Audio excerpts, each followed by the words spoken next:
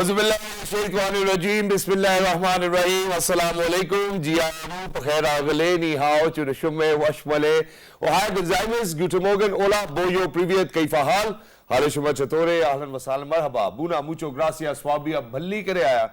Hoş geldin and I was Khuyamura Chivato Chial Kali Mera Khairutan. And a very warm welcome to everybody who's tuned into PTV World and watching World this morning. Alongside my very well-learned colleague who happens to be Miss Hajar Satti. I happen to be Shahzad Hassan Khan, and we hope and pray that everybody out there is doing wonderfully well and that you're ready to kickstart your day with us. But for everybody who was thinking already that it's summertime, well, ladies and gentlemen, I guess that there'll be a shift in your mindset, and that too as of today or starting from today onwards. Why? Because it's going to rain in the Twin Cities. But first things first, hello Haja, Assalamu Alaikum. How are you feeling today? Walaikum Assalam. Thank you so much for introducing me. Juma Mubarak to you and everyone out there. So since Shahzad, it's Juma, and we as a Muslim feel that Juma holds special spirituality. Although as Muslims we do feel that spirituality is always part and parcel of our soul. But I would like to share an anecdote with you which I came across and which inspired me a lot. That this was about in the Caliphate of Hazrat Ali. There was a person, a Jew. He had the armor of Hazrat Ali, and there was no other witness to testify that this was Hazrat Ali's armor. So they went to the court, and there was a justice there. So justice took up from his seat and he said Assalamu Alaikum to Hazrat Ali, and Hazrat Ali reprimanded him and he said, why are you getting up from your seat? So the next party will believe that you are biased in my favor. So you do not have to say salam or treat me special in that way. And then according to the witnesses, obviously the case was slated against Hazrat Ali because he did not have the witness. Again, that when that Jew won the case and he said to Hazrat Ali that this is actually your armor, but I'm really impressed by the way you have served the justice. But Hazrat Ali said, yes, of course, I did not had any witness, and this is what the law of the land demanded. And by seeing and witnessing that how just Hazrat Ali is, he accepted the Islam and he said that I bear witness that there is no God but God, and this is because of your conduct. So Hazrat Ali said, and then he offered that armor to Hazrat Ali and he said that you keep it. But then Hazrat Ali said, no, you keep it. And then Hazrat Ali also said that are you accepting Islam just because of me, or is there any other compulsion? He said there is no compulsion, and this is why Hazrat Ali said that there is no compulsion in the deen. And I think this is the anecdote that we need to reflect upon, that from that era we are coming here, right? And there's a lot of lesson for us, especially for the Muslim Ummah, because we generally feel that there's a lot of degradation going on, and I think it's high time that we revert back to the Prophet. And I would love to highlight it as well. Thank you so much for sharing this, and that too on a Friday morning over here. Now, this is something which came to me, I realized it just yesterday, since I'm planning to travel abroad as well. So I went to, get my international license. Now, the process is really smooth since I've gotten it for myself twice or thrice now. All you need to do is there's an office in G10, right next to the Deputy Commissioner's office. You walk in there, you get a token, and in 5 minutes they will call you. You will get the driving license, international driving license, in less than 4 or 5 minutes while you're there. Now imagine that while I was sitting, there were multiple people who actually came up, didn't really take the token, went up, there was a guy who was actually kind of managing them. And I was like, now that the government has actually given them a process where it will only take 5 minutes for them to kind of come, be a good citizen, be in the queue, and then get it made. But imagine that our people still do not. And I'm referring to people who are very educated, people who are at the top post in any other organization as well. Because this is one thing which I saw yesterday, that there was this gentleman from a government bank. He was at the topmost position as well. There were 5 people around him. Didn't really take a token. And I think the beauty of the system was that he still had to wait, and then he didn't even get his international driving license while he was there. So I think people really need to kind of unlearn the older ways and then come up with the newer ways as well, because the system now allows you to not call anybody, rather go yourself and get it made in less than 5 minutes. I think we still have to decolonize our mindsets, because this was the mindset that was introduced during the British Raj, where the elites were served rather than the masses, right? And I think that it's time that we realize that we have to decolonize a lot of the patterns, and like Shahzad mentioned, you have to unlearn a lot of patterns that were passed from generations to generation. But since we are talking about learning, and since we are talking about introducing new values, so nowadays universities all across the Pakistan, I have seen this trend, especially in them, that they organize the job fairs. And those job fairs obviously are a bridge and sort of a nexus point which bridge the gap between the academia and also the marketplace. So Fast University organized a job fair which happened yesterday on 25th of April, where the leading organizations, talented individuals, academic institutions all participated to foster meaningful connection. And they're very much powerful and very much important in making their presence felt in terms of recruiting the students into the job market, and also they offer a lot of internship opportunities, and we've seen that how internships can also pave the way for your entry in any organizations, because there are lots of internships which lead to the jobs right out there. So this was a fast where it was held and organized, and we can see that there are lots of students who are present there, who are visiting different booths of different organizations and individuals and the startups in which they are interested in actually recruiting them in the first place. Exactly, and thank you so much, Hajar, for speaking about it as well, because we've always made sure that that we do shows which are precisely focused on bridging the gap in between academia and the job market. Now, I believe that I always was a student who never thought that he's going to be to get a job at a reputable firm. But imagine that such job fairs actually gave us confidence. Hey, you know what? There's so many people, we might get lucky as well. I think for universities to do so, it's a wonderful initiative. We certainly need to kind of make sure that we keep on bridging this gap. But not just that. I think imagine that when we talk about future leadership, Hajra, there's one thing which always comes to my mind, and that is the youth parliament. We have seen how our anchor persons have participated. They've gone all over the world representing Pakistan, and that's certainly something which I truly believe in, that that will give us future leaders. But who actually came up with this idea? Why do you think that there was a need for such an idea as well? Does that model exist somewhere in the world? Ladies and gentlemen, we're very lucky that we've been joined by the founder of Youth Parliament as well, and there's something other than that he's launching. There's so many things, so many feathers to his hat as well. Made in Pakistan, for example. Not just that, happens to be an amazing journalist, always talking positive about the country and what changes really need to be made. So to talk about it, to talk about the nursery for the future leaders, ladies and gentlemen, we're very lucky that we've been joined by the brain behind it. We're very lucky that we've been joined by Mr. Rizwan Jafar. Hello, sir. Assalamu alaikum. Good morning. How are you? Ji, walaikum salam, and thank you very much. Good morning to all over the country and all over the world. Thank you so much. We are in the PTU world. Exactly, sir. Thank you so much. We go out in 46 different countries anyway, so it's a pleasure to have you over here from Karachi. Dadu Sutto Asai? Yeah, so amazing. Mani Kadiya? Yeah, excellent. I think it's wonderful. So, Rizwan bhai, to get started with, first of all, 19 years ago, Youth Parliament came into being. You yourself do not look older than 30 or 32 years old as well. How did you came up with this idea? How much it has flourished, and how do you think that it will contribute towards future leadership? Yeah, we started this journey in 2005. At that time when I was the anchor person of a entertainment show on Indus Vision channel, Cafe Vision, and every week boys and girls sitting in my show and talk on different entertainment topic and debate, especially just like love marriage, arranged marriage, these type of topics. And at that time, I thought that something positive we wanted to contribute. Okay. Because we have a long list of youth with us. And after the 2 years of that show, because show started at 2003, and at the 100th episode of the 2005. show, we start this idea of Youth Parliament organization. Okay. And at that time, the federal government, the provincial governments acknowledged us, invited us that this is the great idea, and basically because the student union ban in Pakistan such a long time, so there is no nursery to create leaders and politicians. So we started this idea because of that reason, and 19 years gone, long time, but we have a lot of success stories, and our members represented Pakistan all over the world, and we have 40,000 alumni.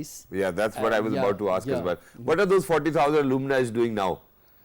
40,000 alumni are amazing in their fields, and do we see anybody coming into the political system as well and kind of reiterating whatever practices they had? That's a very important point, because this is one of the I think critique that is leveled on the Pakistani political system, is that unless you have elite connections, unless you are well connected, these sort of nurseries, and if you are especially someone who's a commoner, who is from the grassroots level, you're unable to make it to the top, because there's so much elitism invested in our Pakistan's political system. Yes, you are absolutely right. Right, and obviously you answer that, but also when we talk about the debates, and especially as an anchor person, you are invested in the same field as we are. So you've seen that when the debates happen, so sometimes they become so many inflamed debates that it's very difficult to control the Masala. participants, right? Yeah. Yeah. And that is also encouraged by a lot of journalism channels because obviously that gets them a rating. So as a journalist, how do you deal with that? Do you feel that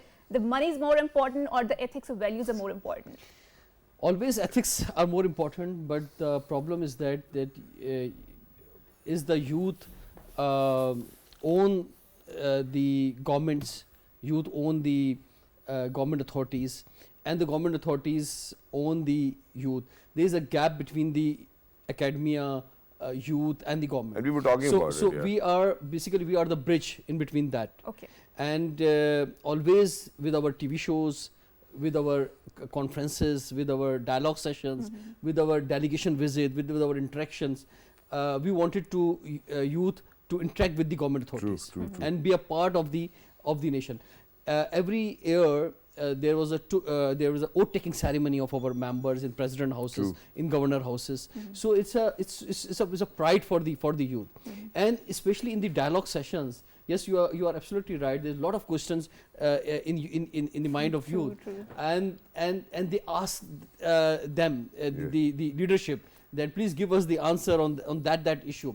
Mostly time in especially in my TV show we censor most of the questions because that's not allow our Sensible. Journalistic Yeah, principles. yeah. Yeah. So, but I think in democracy and in the freedom of expression, Speech, yeah. it's very important to do these type of things, Exactly. and we will get results when the continuity of the democracy will continue and the young leadership can carry it. It's very difficult. I'm sorry that I'm going to bring this up, but you know. I think that's very important because we also need to, you need to answer what is the utility of this entire infrastructure that you created, because once again, like Shahzad mentioned, and I also agree to this fact that there's a lot of elitism within our political structure, and if you are not well connected, if you do not have money, you are unable to make it to the top, right? So you are sort of harboring and fostering them, but again, what is the utility of that? And before you answer this, Yeah. you know, so let us complete the previous one as well. So you spoke about freedom of expression, how it needs to continue. Do you think that you exercise your democratic right of or your constitutional right of freedom of expression 100% while you're on screen? Yeah, not 100%, but Thank you so much for saying that. That's true. But the important thing is that in my view, the results not important. The direction is important. True. Because you know this is the elite culture. There is nepotism in the politics. You know, Red tapeism, yes. but the important thing is that we are in the right direction or not. And I think if the continuous process of democracy will go forward, then the young leadership will come. And in last 10 years, you saw a lot of young faces True. from different areas, especially in the Even rural in areas. these general elections, we've seen a lot of new people and come in in. rural areas especially also. And one thing is that politics is so expensive game. So it's very difficult for our very lower class people and middle class people to come Afford it, yeah. and afford Filling the the bellies election of MNAs yeah, and MPs. yeah. And that's exactly what is wrong with the system. Do you know why? You know, imagine that for somebody who's actually going to spend so much money, Yeah. will certainly be looking to make so much money back as well. And this is our also basically our mental approach also, that we also accept these type of people that have money, and if some lower class or middle class people came out in the politics, the public also not accepting them. True. Right. That is also our very bad Yeah, culture. mara alag hi karna. And I think one of the important reason is because of the Baradari system, or because you know Yeah. that the elder or the community leader, whenever he says anything, so you have to follow behind him. Obviously, we are going to talk about it, but I think Shahzad raised a very important point, which is about the freedom of expression and how it needs to be exercised. And there are global debates, there are lots of academic narratives, media narrative, mass narratives regarding freedom of expression, and how you cannot 100% exercise that, right? And obviously, people are entitled to their opinions, but I generally feel that not every opinion should be respected, because not every opinion is a respectable opinion, right? So how do you tread that gap between freedom of expression and where you need to exercise the responsibility? Is it your own personal judgment, or are you following the instructions that may be crafted by the journalistic community in the first place? So what is your criteria? And if there's a percentage to it, you know, 100% freedom of expression, 50%, how much would you rate do you get to exercise? I think that basically the problem is that the education system, because if the grassroots level of education system is not correct, and we are not producing the well product from our school system, Oh, yes. नहीं वो तो करनी है. and especially in the college and the university level which we have, if we will give them the good education of youth, and the second thing is that the role of the social media is very important. So that is also the education on the social media. True. So what the young generation get from their education system and with the social media and the media also. True. And the combination of that thing will give them their personality. True. Then what we say, what are the boundaries, and what good for the country. So freedom of expression is not just that you can say anything that is in your mind. Thank you so much for saying that, and I would certainly agree to it. And there's a reason now. Imagine that there's so many things which come to your mind, but you cannot say everything out there on television or on social media as well. Imagine. Or in personal communication. This is something yes. which I even most of the time share with my friends. They say, "Oh, ji, मैं जैसा हूँ मैं वैसी बात ही कर देता हूँ." बंदा कहता है, if there is something which is going to be very impolite for the other person, why do you even have to say it? So I think people really need to kind of make sense. Most of the times, these are the things that we have seen ourselves, and I think there needs to be a filter, and everybody needs to apply it, and it truly comes back to the education sector as well. Now, number one, coming back to where we spoke about 40,000 luminaries, and then coming to the newer initiative, which is the shadow cabinet. Yeah. That's very important. Shadow cabinet. हाँ, उसी के लिए तो हम आए थे आज. उसी के लिए तो मैं आया था, बिल्कुल. वो उस पे बात नहीं हो सकी अभी तक. So shadow cabinet is that this is our old practice of creating cabinets every year, but this is something new this time, and we add the word shadow cabinet. Yep. The shadow cabinet is that there is a new government in the country, and there's a ministers and ministries. So we launched that shadow cabinet all over the country, and we said that the same ministries we created in provincial levels and in federal levels, because we have already network in all provinces everywhere. In all 4 provinces, and GB and AJK, and in Islamabad. 3 provinces we have extra, so 7 provinces we have. So we will create that shadow cabinets next month, very next month, and same designation will create. Why we are doing that thing? वही बरातें भी मिलेंगी हुकूमत से. Basically, the people said that we want lot of things. We need different decisions from the provincial government, and we will not listen these type of words from the provincial cabinet.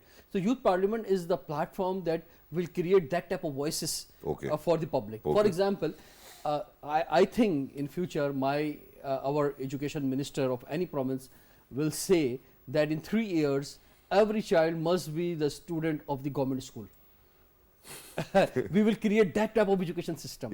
That no need of private schools. झूठे वादे खत्म हो जाएंगे. So basically, this is the concepts that we created, and we promote that concepts through social media also, through media also. Wonderful. And for the ministers, because we will create the standing committees in each ministries. So hopefully the ministers of different provinces and federal cabinet will respect our youth, and they will give them communication with them and bridge with them, and we will give them the force team of 50 to 100 youth in each ministries. But why do you need a shadow cabinet for that? You can make a pressure group on the social media. This is pressure group. This is also the pressure group. So why particularly focus on the shadow cabinet in the first place? And if someone wants to register for that, how can that person? Because that's where legislation takes place, no? Yeah. And anyone apply through social media on our page of Youth Parliament. Basically, this is the pressure group, but because the government respect our organization in last 19 years, we don't need to protest outside any chief minister house or governor house, because they allow them to come and sit with us and talk with us. So I think that is the positive way. Suni sir, kabhi unhone We contributed a lot of time in the past in the different provincial assemblies and in domestic violence bills, in early age marriage bills, in education sector, in political system. Especially you see in the local government, there is the reserve seat of youth. This is because of the youth parliament. MashaAllah. We raised this voice. So congratulations to you as well. But now, because I do know for a fact that that when the youth parliament thing was going on, somebody actually shared me the entire form, which you need to fill out. You need to be under this age. You know, this needs to be a qualification. But everything's what fine. will get the youth? The question is that. Yeah, no, but I'm coming to that part as well. You know, what the youth's going to get out of. How do you think that all those members of the youth will become a part of the shadow cabinet? Do you think that there's going to be an electoral process within the youngsters of the youth parliament? Do you think people will be invited from all over the country to kind of come, contest? How is it going to take place? Then we'll come out towards. Yeah, that's very amazing. And in every year, that was the amazing practice in youth, and very famous our provincial cabinet elections. Mashallah. And in every province, 300 to 400 youth participated in the elections. So same will happen in the shadow cabinet also. Mashallah. The election will contest, and that is the amazing experience for every youth, and the lifetime experience of youth. True. Because if you conduct any interview in future, I will Inshallah. give you some our members that there is a lifetime experience to participate in the youth parliament elections. So after the election, they will get the position, and in last 4 years we didn't make the oppositions. Okay. Because before that we made the two groups, but finally we thought that the whole years not a constructive work doing because of that opposition. So we will make them prime minister and deputy prime minister. Okay. This minister and the deputy minister, that is because to do work more, not to fight with each other. Yeah. So after the election, they will get the designations, and we will make 24 standing committees in each province. Wonderful. So on 24 different subjects. So they will work with in their campuses, in their universities, and especially with the collaboration of the government, an international organization, NGOs also. Exactly, and they will be able to represent the country wherever they'll be needed as well. Yeah. Now, what will the youth cabinet members get out of it? Lot of opportunities they will get. Okay. First thing is that the President of Pakistan, Prime Minister, the Governor, the Chief Minister will invite them. They will interact with them, and they will raise questions. And there is a big thing also, the oath taking ceremonies. Okay. This is the big thing for any common youth in their lifetime history and in their family background. No one entered in that president house and took oath from that. So this is the great exposure for them. So in 2 years of this cabinet, the youth will get the exposure, number one thing, and then they will create new friends. They will make new friends. Okay. And they travel from all over the country also, and international events also, opportunities also. In last 10 years especially, in USA, in Russia, in Far East, in Europe, lot of events, more than 50 members were participated in different international events. So they will get the opportunities. Exactly, and these are the opportunities which will certainly widen the horizon of your experiences as well, and this is something which you do require. But on a lighter note, very quickly, towards the end, वो ऐसा हो सकता है कि कब मैं किसी को जाके बताऊँ कि यार मैं यूथ कैबिनेट का मिनिस्टर हूँ तो मेरा रिश्ता भी हो जाए खैर से। नहीं, किसी को बताने की जरूरत नहीं, हो सकता है आपको विद इन ऑर्गेनाइजेशन हो जाए। Thank you so much, Rizwan bhai. Very quickly towards the end, the Made in Pakistan movement, please shed a little bit of light on that. Yeah, Made in Pakistan movement, it was a great initiative, I think, and last 5 years I was thinking that I wanted to start some business initiative.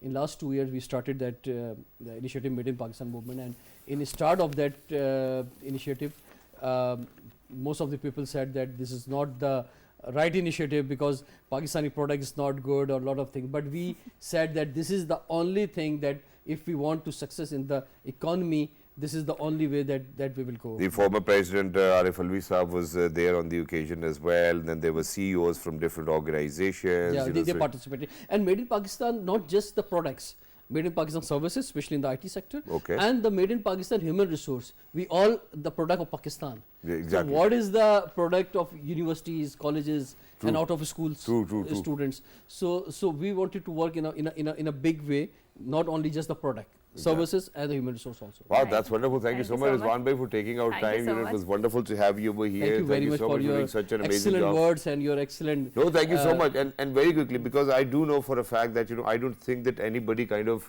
brings in 200 or 300 new faces every single week twice on their TV show and make sure that that they kind of get to listen to whatever they want to say, whatever how they feel about the country. I think you're doing a great job, sir. Thank you so much this is a very hard for work. keeping I think so. Pakistan first.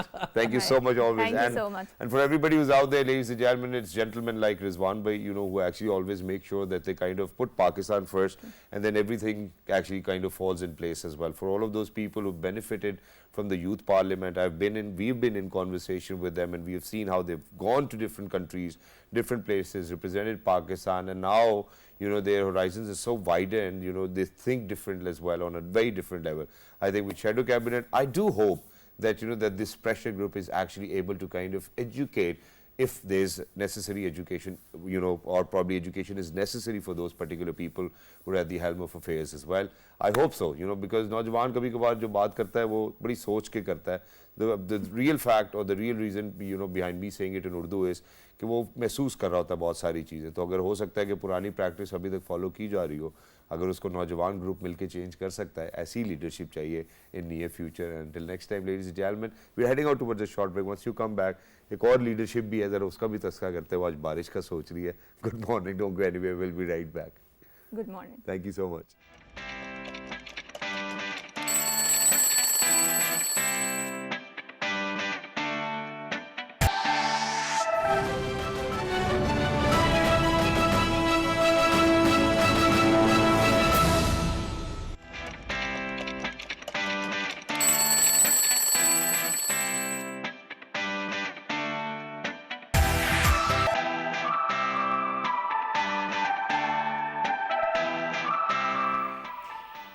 Welcome back, and before going on to the break, Shahzad alluded to the sort of the conversation that we want to have, and at PTV World we always encourage young voices because like Shahzad said, there's a new dimension of thinking when young people are speaking or when young voices are voiced, especially on the media channels. So, and I think one of the pressing problem that is not just a Pakistani problem, but it is a problem that we face on a global level is that of the climate change and how it is impacting every aspect of the life. So be it feminism, be it the agriculture aspect of it, be it the industrial aspect of it. And I think in Pakistan, this is coming from a very deep and personal tone. We can see the adverse effects of the climate change on our daily lives, and 2022 flooding was the prime example of that. So in order to elaborate more what sort of impacts that we are going to have the climate change and what sort of opportunities are also climate change is presenting us, we are very glad that we have been joined by someone who happens to talk a lot on the climate change,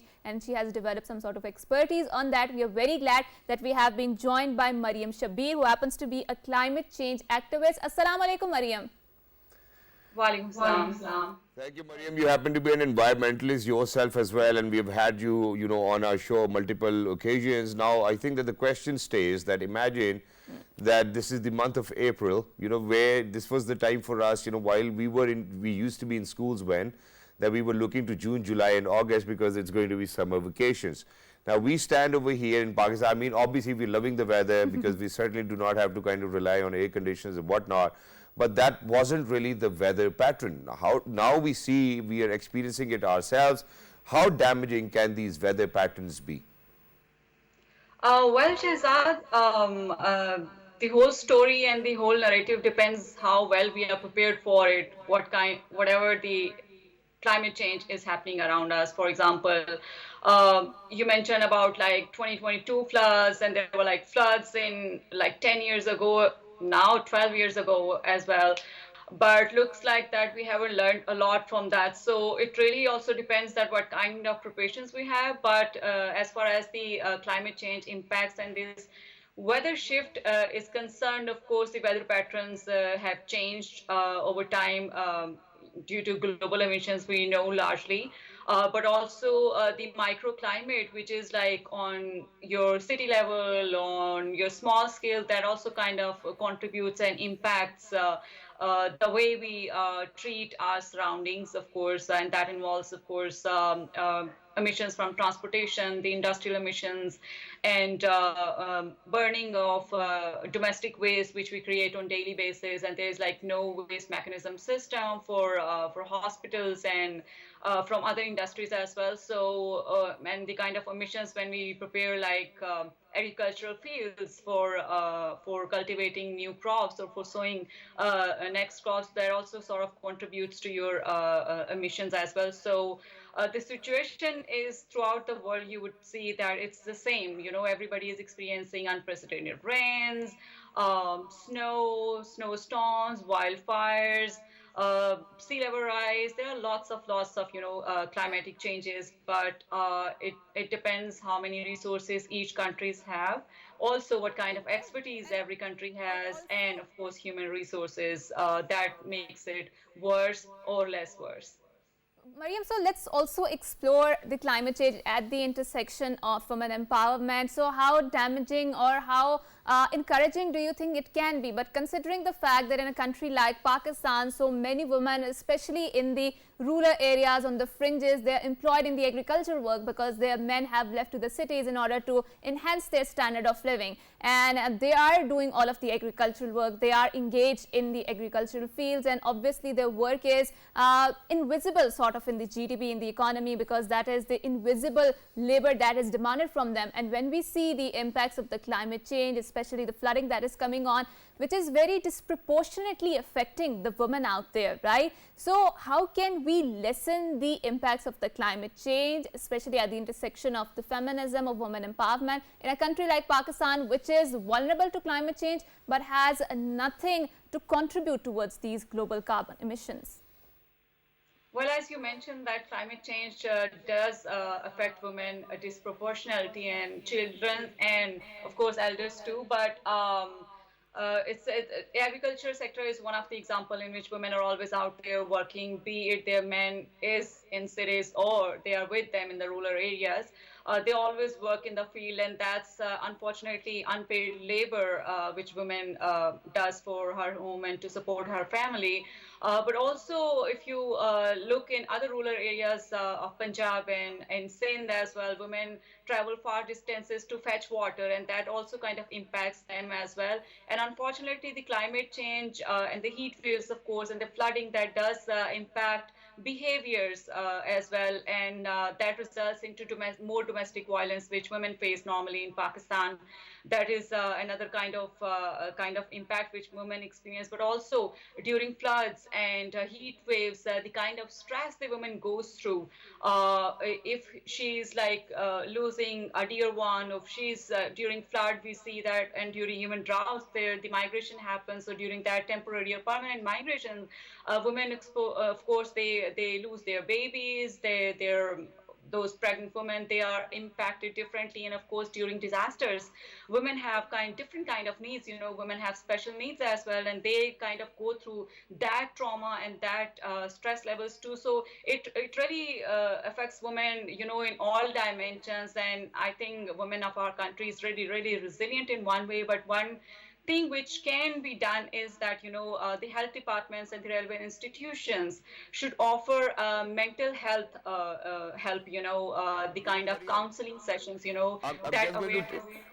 I'm just going to take a minute over here. So obviously, I'm not going to debunk your opinion saying that, you know, how climate change is not affecting women only. Obviously, but climate change makes everybody vulnerable, you know. So may it be women, may it be men, may it be from any caste, creed, color, or from any geographical location. What you said, I guess, really needs to be there, but for men and women both, because I believe that now what the world or the television or the media is doing is that they're taking every opportunity to kind of relate it with empowerment, and unfortunately to have this conversation on a topic where it's climate change, I don't think that women really need to be associated with it. It makes everybody equally vulnerable, number one.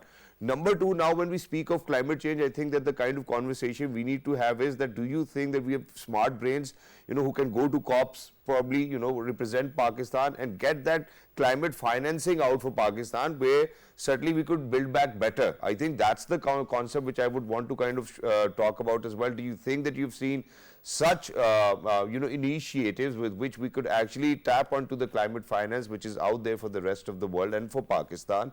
And do you think that we'll be able to do that? Well, I'll quickly touch base on how climate change impacts women. Of course, climate change does impact every gender. It doesn't see gender.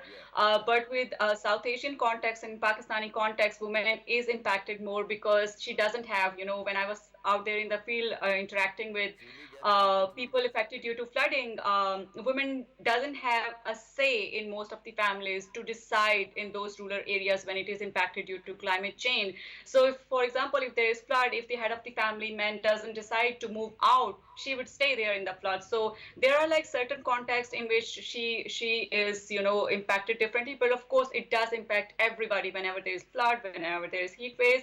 As far as this loss and damage fund is concerned, apart from activism and media support, I think the most important thing is diplomatic corridors. I think Pakistan needs to use those diplomatic corridors. And when I say Pakistan, it means it's like not only civil society organizations or media or youth, but also the government departments. They need to channelize those diplomatic corridors to really tap into those fundings, because this loss and damage fund is more of ethical issue, and also it's a political issue as well. Climate change agenda has been politicized, unfortunately, and I think those corridors and those pathways would be needed to get the right finance under, for example, under Paris Agreement, clean technology transfer and fund transfers. Developed world are supposed to do that, and now luckily the loss and damage facility has been established. So now each country, along with G77 plus China, they need to push this bloc, need to push developed world to contribute more towards climate finance. And I think there should be hope, because after 30 years of efforts of civil society and media and every stakeholder involved in that negotiation, we are finally successful to have that facility. But Maria, we also need to debate the vitality of the loss and damage funds, because yes, people contributed or committed $100 billion to it, but True. Commitment and then actually contributing towards it is a two different process, right? And then there's a lot of politics involved in the climate debates, because people of the Western countries, they demand that yes, we are contributing towards the global carbon emissions, but again, the countries which are in the Asia, and they're also contributing towards this carbon emission, they are saying that we did not contributed as much as the Western countries did, because their industrialization started in 17th century, right?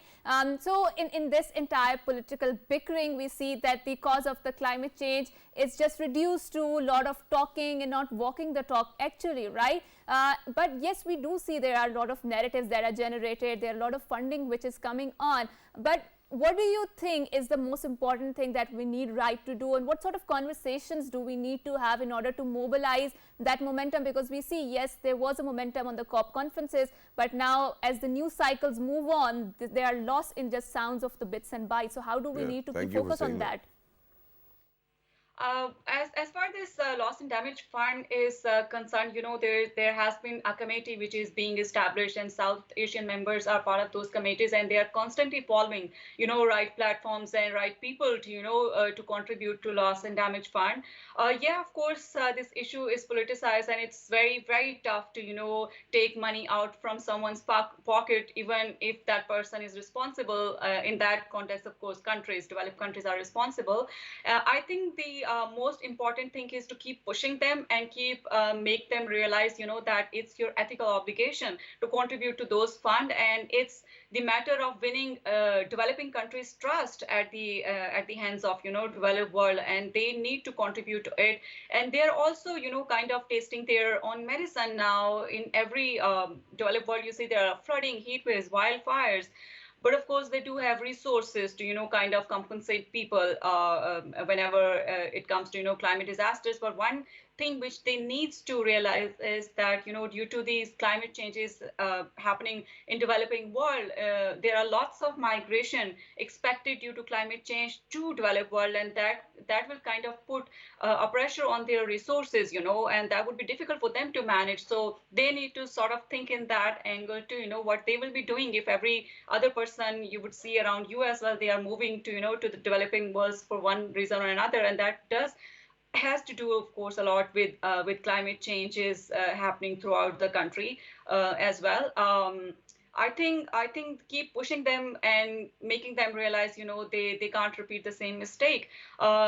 That's the only way forward we see, because nothing else would work. But of course, the diplomatic ways are very, very important to tap into fundings, and their offices. Every developed country's offices and embassies are in every country, developing country, including of course Pakistan. So our government especially needs to take them on board, and we need to collaborate between relevant industries who can provide clean technology, for example, or who can invest in renewables. And there are kind of small projects, and I think World Bank is the one who would be providing funding. But of course, Pakistan needs to develop a way forward, a kind of plan, at federal level, at provincial level as well, that why they need that money and how they are going to spend that money. The plan should be there.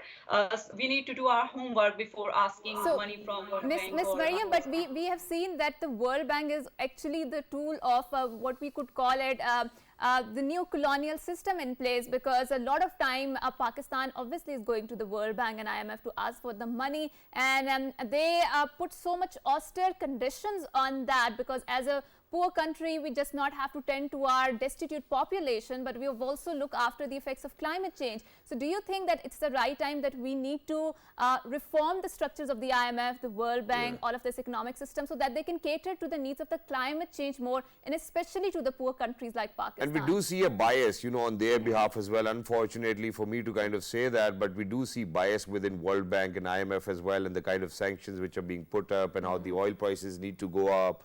There's so many other issues that the Pakistani nation is facing because of the fact that repetitively we had to go back to them. And because they're following the post-World War II structures mostly now, they're not complying to the present realities of the climate change. Well, in that situation, I mean, I would say the beggars can't be choosers. So unfortunately, we are not in a place to negotiate with them when it comes to money distribution and agreements. Yes, we can push for more money from these countries to compensate us for the losses on legal grounds. For example, the loss and damage facility is the one concrete, solid ground, and the COPS, Conference of Parties, which happens every year. That is another platform. But unfortunately, we see that on those platforms, oil deals are being signed instead of talking about phasing out of fossil fuel emissions, fossil fuel in industry and all. So I think what we can have is to utilize whatever we have. Whatever option we have, we need to utilize and tap on those options instead of not having option at all. I think our one thing which I would like to say towards hope is that our youth has so much potential, and our universities are generating so much innovative research, and those needs market and funding. And through international partners, I think we can tap on those fundings to bring change in Pakistan. For example, solar rickshaws, biodegradable plastics. There was one research like 5 years back, I think, in one of the university in Karachi. And there are all sort of these, e-bikes, although I have a separate comments on that too. But those Actually, we're running out of time. We're running out of time. Thank you so much, for your input. And, such are the conversations which will certainly change the dynamics of it as well. And in near future, we certainly would want to see the recommendations that you had in practice. But thank you so much, Mariam, for being with us. Lovely to, kind of be in conversation, to speak about it. What you said, I partially will agree to it towards the end, that, certainly whatever resource we have at our utility, or probably for our utility, we need to utilize it the max as well. So for everybody who's out there, ladies and gentlemen, that really needs to be the motto of your life. Whatever you have at your hands or on your plate, is that something which you're going to consume first? So you're going to think about something other than the plate, that hey, what if I had this, I would have done that. Please make sure that you're not Sheikh Chili. Make sure that whatever you have, utilize it to your 100%, and that's it. The rest, leave it on Allah, ladies and gentlemen. Make sure that you hold the rope of faith, that too so strongly, and believe in yourself and believe in Allah Almighty, and everything's going to fall in place. For everybody out there, ladies and gentlemen, look after yourselves. Since it's Jummah Mubarak, remember us all in your prayers. Until next time, it's a good morning. Morning. Thank you so much. Thank you.